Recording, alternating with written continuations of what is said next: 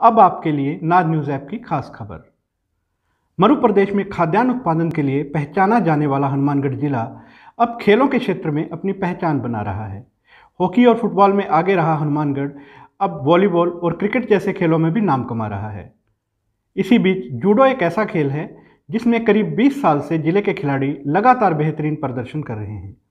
इस खेल में स्कूल गेम्स से लेकर राष्ट्रीय प्रतियोगिता तक हनुमानगढ़ के खिलाड़ियों ने जीत हासिल की है।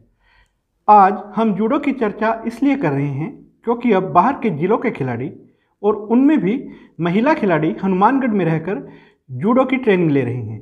इन खिलाड़ियों से चर्चा करें तो एक ही बात सामने आती है कि जूडो कोच विनीत बिश्नोई की मेहनत से ही यह संभव हो पाया है।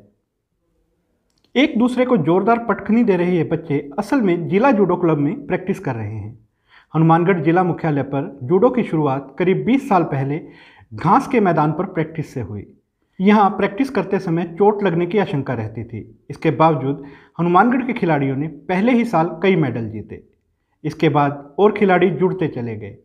इनमें से कई खिलाड़ी जूडो में हासिल किए गए पदकों के चलते सरकारी नौकरी भी लगे। अब ये खिलाड़ी अपने अनुभव साझा करते हुए अपनी सफलता की वजह जूडो को ही बताते हैं। कुछ ज़रूरतमंद परिवारों के बच्चों को जूडो में जीत के साथ स्कॉलरशिप्स भी मिल रही है, जिससे उन्हें आर्थिक मदद मिली है। अब यही खिलाड़ी जूडो में कैरियर बनाने के सपने सजो रहे हैं। ये हमने 2001 में स्टार्ट किया था यहाँ जूडो। पहले मैं फुटबॉल खेलता था।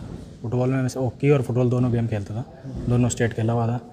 तो कोच साहब हमारे पास वहाँ पहले स्टार्टिंग में जब यहाँ आए थे तो वो हमारे पास वहाँ फुटबॉल खेलने के लिए आते थे। तो हम उस टाइम यहाँ जानते नहीं था कि जूडो चीज़ क्या है, हमारे को पता भी नहीं था। एक तो कुश्ती सुनी थी हमने, पर जूडो के बारे में नहीं सुना था। फिर हमारे को बताया इन्होंने, कोच साहब ने गाइडेंस किया, तो हम यहाँ अपने गुरु हरिकिशन के आगे लोन था, लोन में हमने स्टार्ट किया पहले स्टार्टिंग में। तो यहाँ हमने 2001 अक्टूबर में स्टार्ट किया था। तो हमने लोन में ही प्रैक्टिस की थी। मेरा नेशनल में ब्रॉन्ज मेडल है, स्कूली में लगातार 3 साल से गोल्ड मेडल है, स्टेट में मेरे गोल्ड मेडल है। और जो ब्रॉन्ज मेरा मेडल लगा था ना, उसकी स्कॉलरशिप भी आ रही 62,500 रुपये मेरी। और मैं यहीं से सुरेशिया से हूँ। और पहले मैं घरों में काम करती थी, उसके बाद सर के टच में आई। सर ने हमें, मेरे पास ड्रेस भी नहीं थी प्रैक्टिस के लिए, मुझे ड्रेस दी। हमारे पास जूते भी नहीं थे रनिंग करने के लिए, हमें जूते भी दिए। और अब जिम की भी सुविधा होगी, नहीं तो गर्ल्स के लिए जिम की सुविधा, अदरवाइज़ कहीं हम करें तो बहुत दिक्कत होती है। हमें जिम की सुविधा भी की है और यहाँ पे प्रैक्टिस हमें बहुत अच्छे से करवाई जा रही है। जूडो में हनुमानगढ़ के खिलाड़ियों को सफलता मिली तो बाहर से भी बच्चे हनुमानगढ़ आने लगे। ऐसा नहीं है कि उनके शहरों में जूडो कोच नहीं है, लेकिन हनुमानगढ़ के खिलाड़ियों की सफलता के किस्से उन्हें यहाँ खींच लाते हैं। उधर जूडो प्रशिक्षक विनीत बिश्नोई अपने खिलाड़ियों की सफलता से खुश तो हैं पर संतुष्ट नहीं। बिश्नोई की इच्छा है कि हनुमानगढ़ के जूडो का अंतर्राष्ट्रीय स्तर पर भी अपनी पहचान बनाए। हाँ सर, मैं पहले स्पोर्ट्स में थी और सर के स्टूडेंट ने मुझे ट्रेनिंग दी थी। फिर उन्होंने बताया, वो जॉब लग गया, उसके बाद में उन्होंने मेरे को बताया कि मेरे सर अच्छी प्रैक्टिस करवाते हैं, तो कुछ एक्स्ट्रा जानने के लिए मैं यहाँ आई। पहले सर कोच थे, लेकिन कुछ और ज़्यादा जानने के लिए मैं यहाँ आई। मेरे को लगा कि वहाँ अच्छी प्रैक्टिस होती है, इसलिए। जो हमारे कोचेज़ ने सिखाया था वो हमने किया और उसके रिज़ल्ट अब मिल रहे हैं और खुशी भी बहुत है। लेकिन अभी तक वो सेटिस्फाइड नहीं हूँ मैं। जिस दिन सेटिस्फाइड हो गया उस दिन रुक जाऊँगा। तो अभी मैं सेटिस्फाइड नहीं हूँ, अभी और भी बहुत कुछ करना है। हालांकि 4 और 5 बच्चे हमारे इंटरनेशनल लेवल पे जा चुके हैं। राजस्थान की पहली महिला जूडो कोच हनुमानगढ़ से है। राजस्थान को पहला नेशनल गोल्ड हमने दिया, ऑल इंडिया यूनिवर्सिटी का पहला गोल्ड हमने दिया है, CBSE नेशनल में पहला गोल्ड हमने दिया, स्कूल नेशनल में पहला गोल्ड हमने दिया है। कोरम सारे पूरे हैं, लेकिन अभी भी कुछ है जो और कुछ करना चाह रहे हैं। अभी और भी चाहते हैं कि इंटरनेशनल लेवल पे और हिमंदन अगर ओलंपिक तक हमारा कोई बच्चा जाए तो फिर कोई बात है।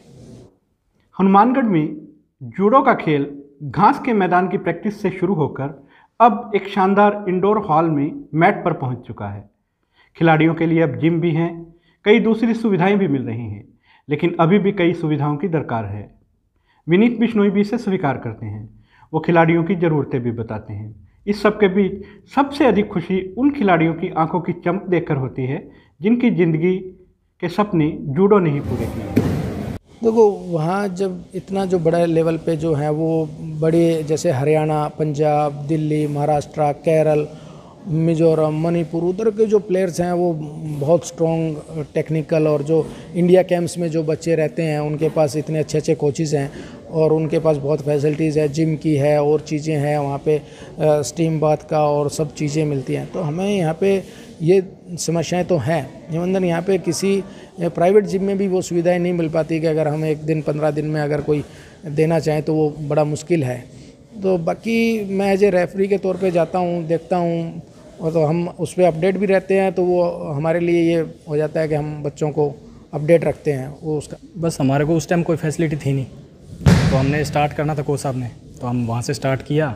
जो चीज़ प्रॉब्लम आई वो फेस किया। फिर कोच साहब ने धीरे धीरे बाद में तो काफ़ी फैसिलिटी कर दी थी, पर स्टार्टिंग हमने घास से ही शुरू किया था। तो घास में थोड़ा चोट लगना और ये चीज़ें तो थी, पर कोच साहब के प्रयास से उस चीज़ को, मतलब जो टेक्निक्स है इन्होंने जो सिखाई उसके कारण वो चीज़ काफ़ी अवॉइड की हमने, जिससे चोट भी बचे ना लगे, तो उस चीज़ों का काफ़ी इनका वो रहा। हमारे हनुमानगढ़ जिले में सफलता के ऐसे ही कई सुने अनसुने किस्से हैं। सपने पूरे होने की कई कहानियां हैं। ये खेल के मैदान से लेकर क्लासरूम तक लिखी गई हैं। खेत खलिहान में जी तोड़ मेहनत करने वाले किसानों ने भी सफलता की ऐसी कहानियां लिखी हैं, और आपके आसपास रहने वाले किसी आम शख्स ने भी। खुद सफलता हासिल करने के साथ कुछ शख्स ऐसे भी हैं दूसरों के चेहरे पर मुस्कान लाते हैं। हम एक के बाद एक ऐसे ही किस्से कहानियां आपके सामने लाने का प्रयास करेंगे। इसके लिए आपको बस नाद न्यूज़ ऐप के साथ जुड़े रहना है।